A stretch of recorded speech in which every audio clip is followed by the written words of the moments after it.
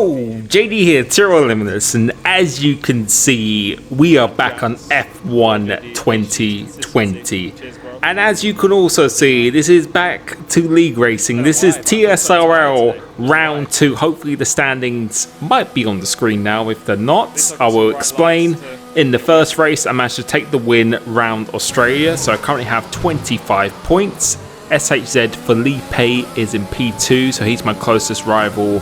And I think P3 was Clenzo, I'm going to say, or Clone was in P3. But I'm coming in as championship leader, and then coming into Bahrain, which typically is not a track I really enjoy. I don't think that's any secret, and a lot of people seem to be very good at it, and I just seem to really find it tough to hook up a lap. And as usual, this is a full qualifying format, and just a pre-warning, this is probably going to be quite a lengthy video because quite a lot happens during this race itself. So make sure you sit back and get your popcorn and stuff, because we might be here for a little while.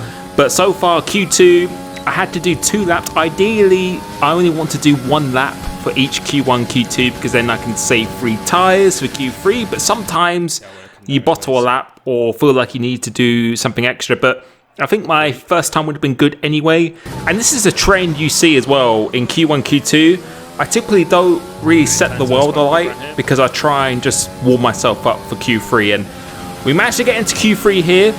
And this is my fastest lap that I did in this session. So going down into turn 1, braking very late. Currently on a 24.9, which is not a bad bank at all. Definitely my best time I've done so far in the session. But we gained a lot of time with the entry, but on the exit, mainly just through the sector 1, I just felt I was just not very good right here. Like, my setup feels really good, but I just feel I'm just not brave enough or just confident enough going through this section. But now going through sector 2 and 3, this is where I felt like I was particularly strong, because in sector 1 on average I always lost about 2 tenths to like JKB or relatively fast people around this track. Is pretty much the only place I lost time was in sector 1. Going through here went a little bit wide, but still gaining some quite good time on the exit. So nice little bits of extra rotation going through it, using all of the track before the entry, running out completely out wide here. And we're about 10th and a half up. So far, not many other people have done some impressive laps as we set a purple middle sector, which I don't know if that is true or not. I don't really believe the game where it says that, but nevertheless, it still felt pretty good as JKB does a 24.5, which is going to be very difficult for me to beat. Coming through here into the last corner, got a very clean exit, and the way I would describe this lap is exactly what I just said. It was just very clean. A 24.7, a very low 7, almost a 6, about 1.5 tenths off pole position. My PB is a 6, so I was really happy with that. And you can see the amount of people on a 7. If I was a tenth slower, I'd be starting in P5. So doing the best lap of the session when it counts. But now we've gone on to the formation lap, and you will shortly see after this, we started to run into a few problems. So that qualifying I was very happy with, because I did not expect to be starting on the front row. So this is perfect for me. And SHZ Felipe, as I just mentioned, wasn't loading into the session. So no, we were waiting for quite a long time for this. Our tyres were extremely cold. So by the time he left the session, now if you wait around, your tyres actually do cool down. So as the lights went out here, I got a very good start, going up into the lead, and then braking into here, going slightly deep, I was just trying so hard not to hit anyone there, but getting the perfect and losing the car completely, just about managing to save it. And that is purely because your tyres are about 66 degrees, as someone said, and now virtual safety cars come out. So had the perfect start, almost threw it away, but it could have been a lot worse than that. So went back down to P3, and then a virtual safety car has come out. But now you will be able to see, going on to lap 4, some unusual things start to happen. Hawks has left the session, and then you'll be able to see a few more people. BDG JJ Rocks has left the session. JKB has left the session. And you're going to see some more people as well. I think you will see BGG Smasher has left the session as well. And I can confirm that unfortunately they shouldn't have left, and they pretty much forced a restart to this race, which I will say at the end of the race itself what happened to them, because now the actual commentators are left, which in a league you should only really leave unless your league coordinator or the commentary team leave. If they leave, then you should leave, but a lot of people in the same team left. So we managed to get back in the session now, and now doing a full restart. So this is the real thing now. 5 laps, and away we go here, going out very, very quickly and trying to get the same start as I did before, but I didn't. I got quite a poor start this time, and going down into someone, Clenzo is trying to go down, but he almost made it 3 wide, which is incredibly annoying for me because I can't really do anything when that happens there. And now I've lost the position to KJ Gamer, who's just come out of absolutely nowhere. I don't know where he started from, but he just got an absolutely rocket ship start, as some people are having a few incidents behind me as well. And in that first race before the restart, Martin crashed out, and now we have another virtual safety car. Same again here. So a few people have been giving some second chances because of that mass disconnection, I will put in quotes, because I will explain it in more detail at the end of this race. But some people have been giving some more chances, and now we have gone back into the race, only lost 1 position, so pretty much the same as I did before, and virtual safety car's finished, and now we're in P3. So I left a bit of time under the virtual safety car because a lot of people again always comment, why do I leave so much time?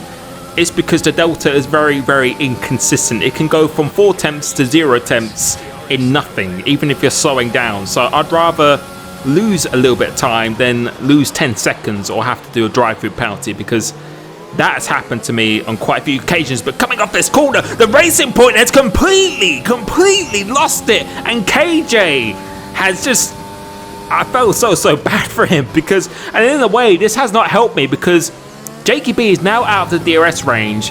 KJ had DRS on him, and that was going to be dragging me along. So see, towards lap 6 now, he's actually putting out a decent gap, and I'm starting to come under a little bit of pressure from behind here, because as I said, this track I was not expecting to perform that well on.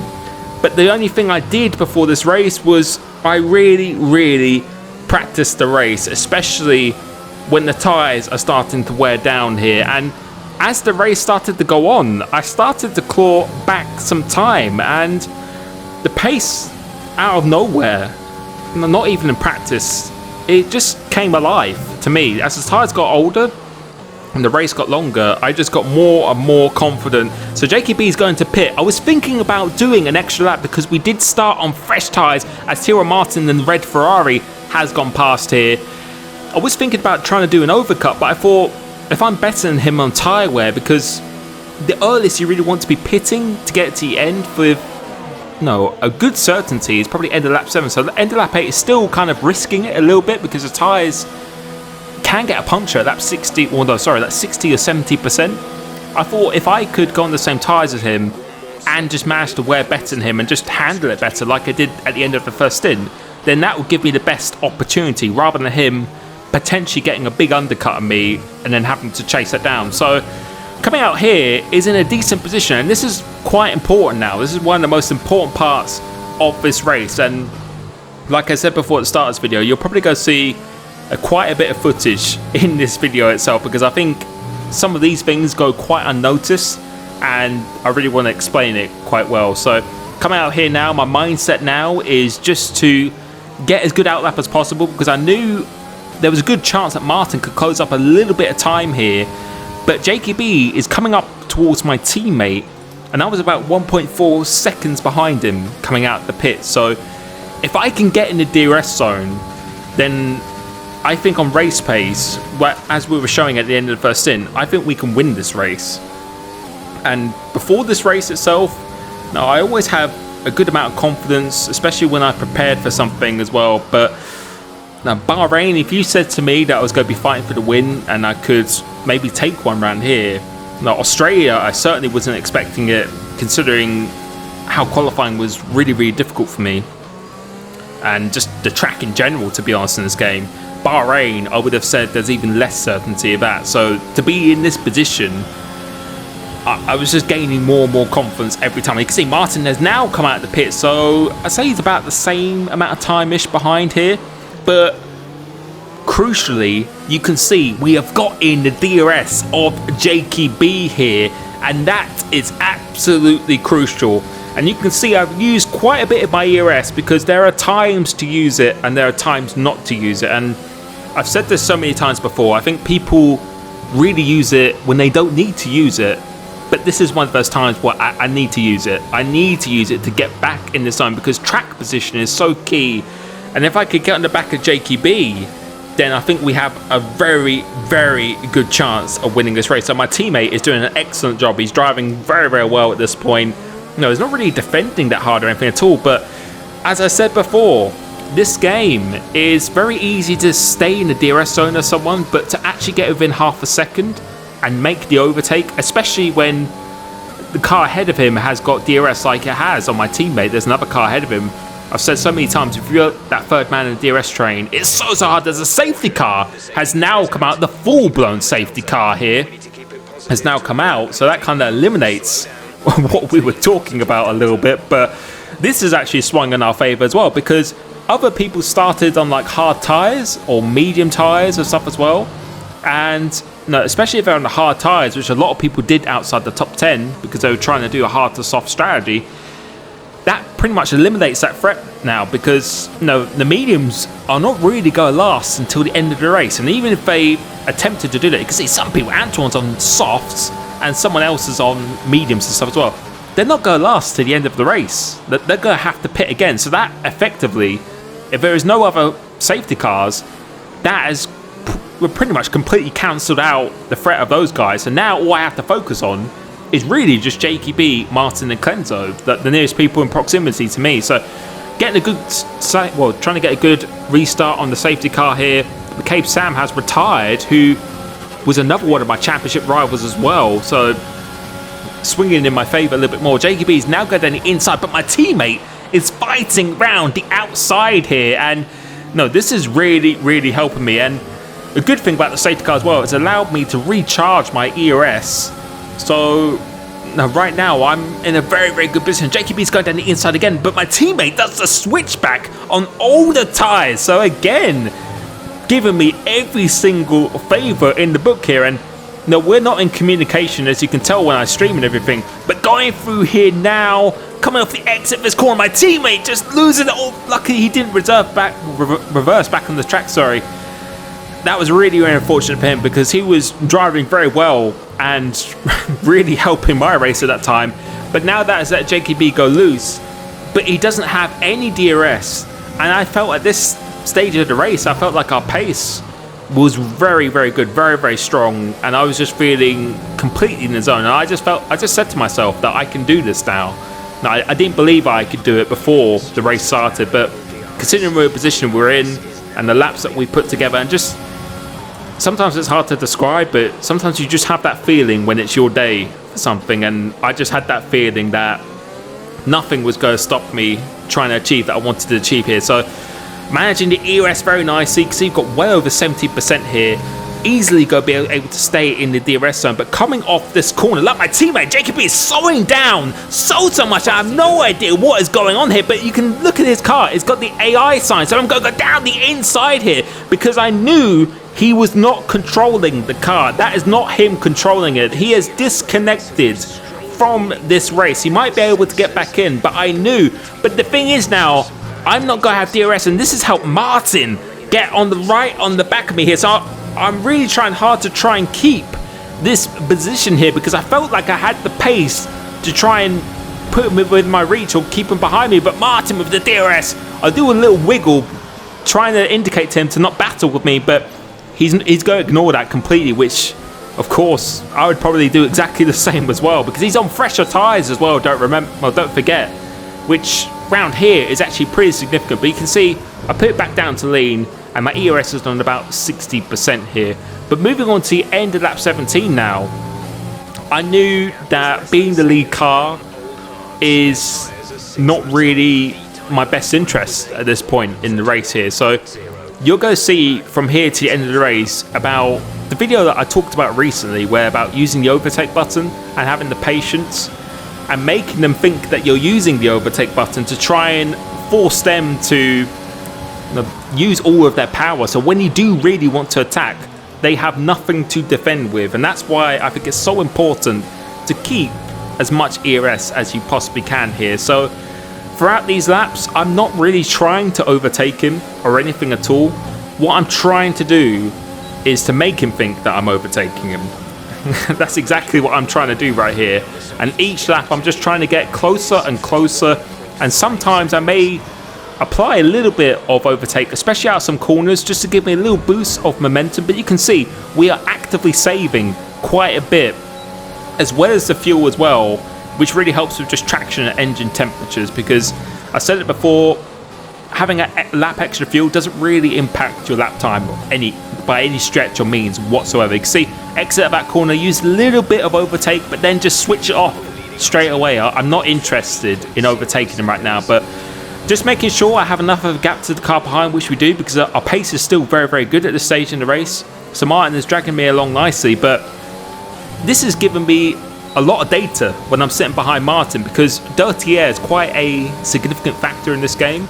And you can see, I think we'll go stay on board for the rest of this lap, that I'm able to follow him very, very well here. And I do a league WOR on Mondays, and then I do this race TSRL on Fridays. I always make a big improvement with the setup from WOR to TSRL, and I know a lot of people in WOR do races before WOR, so they have a little bit more preparation time, and I think that is just so crucial. If you have a full race experience against competitive people, just these little details that you don't really think about and you don't really feel during the race, they help a ton, because the pace I'm driving here is a good 2 or 3 tenths faster than I did in WOR, and that is not only just due to the setup, but just my confidence around the track here. And going throughout this whole lap itself, the data that Martin was giving me is that I feel I'm in a really good position to strike whenever I need to strike. I'm able to follow him very closely, and I actually think, despite having older tyres, I feel we have more pace than Martin right now here. You can see by his DRS flap, he's giving me a little wave as he's using it on the ghost car. That's why he was doing that. But no, this is just giving me more and more confidence, because look how closely we're following. We have no issue with traction or anything at all. I felt like I could attack him at any point I wanted. It wasn't like, I didn't feel like I was just hanging on for dear life. I felt like it was just very comfortable for me right now, and that I could overtake, because going down this straight here, I'm not even using any overtake at all. And I think if I used all my overtake, then we would have been in an easy position to overtake him down the straight here. So my mindset right now is to get him on the penultimate lap. Get him on the penultimate lap, because this game is pretty hard to overtake someone, really, which is why it's given me so much confidence, because I feel like it should be pretty... it doesn't feel like it'd be difficult to overtake Martin at this stage of the race. I feel like if I could get him at the penultimate lap and then have enough ERS for the last lap, then I should be able to keep him within the arm's reach. And that was the plan here. So using a little bit for a little boost, and this is what I'm talking about, where making him think I'm going to go for an overtake or put him under a bit more pressure. So the plan now is just to try and get closer and closer to him and just force him to use his ERS. Make him think that I'm going to attack him or going for a move. And it was working, because on the stream, he was quite low ERS at this point here, and he's going to have to do it, because it's not a good position to be in for him. He doesn't have DRS or anything at all. I'm able to save as much as I can, and you can just see lap after lap, I'm just getting closer and closer, and we'll go use a little bit of the ERS button once again, but turning it off pretty quickly here. And again, if we use the overtake button, drifting out a little bit to make him think we're maybe thinking about it, but he goes very, very defensive now. So I knew that we had target lock, and just to keep it patient. And this lap is very important now, because I have to stay as close as I possibly can going on the penultimate lap. And I think we're going to stay on board now till the very, very end of this race, because these laps are so crucial here. You can see the little yellow sign that's coming up on the bottom right hand side of the screen. That is because my tyres are at a critical phase here, because as I said, the one stop is not easy around here. Now, some people have had a puncture from lap 6 or even lap 7, and we've gone to the end of lap 8 here. And Martin when the end of lap 9. So he really shouldn't have too much to worry about here. So we have to get as close as I can without using as much of my tyres as possible. So going through here now, using a little bit of boost through here, which I really wasn't doing, because it's crucial I get as close as possible, because this is the lap, the next lap that I was planning to overtake, as we get a little bit of oversteer here now. So a slight indication that the tyres are starting to go. So now it is now or never for me. I have to make a move coming off this last corner, and this is exactly what I was thinking about for the 10 laps before. At the end of lap, or the start of lap 28, this is where I'm going to make my move. So now I'm using all of my overtake because I want to get ahead before the final lap. He goes very, very defensive. So we go around the outside into turn 1. He tries to leave me a little bit of room. Going through here, being squeezed ever so much. He just leaves me just a fraction enough of room. Going through here again, being mindful of my ERS because I knew it was unlikely to get him in here. So again, trying to make him think I'm going around the outside, but then I decided to go for the switchback, and now I'm going to use the overtake, and now we're going to be side by side at the end of sector 1. Going through here, we're almost losing the car completely with the wheel there, and I don't know how I kept so calm through there. You can see on the webcam, not even a flinch, but inside my heart was absolutely racing through here. So now it's very, very important. But coming off this corner, you can see I try and get in the traction, but almost lose the car again. So the tyres are now starting to give way. But the good thing is that I've saved my ERS so well in this race. I've used it only when I really needed to use it. So using it a little bit again, because I know that I need to be as close as possible, because the only real big overtaking zone is really going to be into turn 1. If he gets a good exit of turn 1 or 2, there's going to be nothing here. So he's weaving ever so slightly a little bit here. See, my tyre indicator has actually gone orange now, so it's progressively getting worse, but we're definitely closer than we were on the last lap. So because we saved the ERS, we're going to launch another attack, one final attack again. So going through here using the rich mix, the slipstream. He goes very defensive. We trying to move once again, but this time we are further alongside here and going into the left-hander. There is nothing he could do, and surprisingly, he left me a lot of room there. I was not expecting him to make it that easy for me, but now going into here, he's not going to be able to get me into here, and there's really one more opportunity that he can get me in. But the pace, despite the tyre life, I was just feeling so good, feeling so confident going to here, managing to nail the apex very well and get some very good traction off here. Despite the tyres going up, you can just see we've actually made a little gap under the traction straight away, and the setup I was using and just the way I was driving, this is the best I've driven on this game so far. We've driven just so well. Despite having some issues with the restarts and almost spinning and being frustrated, we have managed to keep it together. But now Martin is pretty close in here, and there is another opportunity, particularly into this right-hander, but he's not going to be close enough. So now it's so important that we get a good exit off here, put it into rich mix, and using a little bit of the overtake, but he is not going to be close enough here. And coming into the last corner, one more traction zone to go. We managed to do that very nicely. Use the rest of our overtake, rest of our fuel, and cue headphone users as we cross the line. Come on! Yes! Yes! Just fucking in there! And yeah, I think you could tell. I was very happy there. I did not expect to win this race. Even during the beginning stages of this race, even after the qualifying, I thought it'd be very difficult for me to win this race. But you've got to deliver when it counts. The confidence just improved every lap, just the belief in myself. We didn't make any mistakes, and we just managed that race so well. So well. And that's why you need to have more ERS in deployment for those exact reasons. And the big thing I've worked on myself in this game is not just the speed, but a lot of the comments that people give me is about the mentality. I really try to make sure I think calmly during a race itself, because I know in the past I would have really overdriven, gotten overly frustrated, making excuses and stuff. Now I just feel like if I can just keep myself calm and drive a clean race, then I feel I've got the ability to challenge pretty much almost any track here. And this is a race that I will never forget. Thank you so much for the support I've been getting in the streams. They are just unbelievable. They really are unbelievable. I hope you're enjoying this series, this game, the content that I'm doing. GG to Martin and Cleanser as well on the podium. Thank you so much, and I'll catch you soon. 2 out of 2, 50-point lead in this championship. I'll probably throw up the standings now on the screen here. It's going to be an interesting season. Catch you soon. Peace.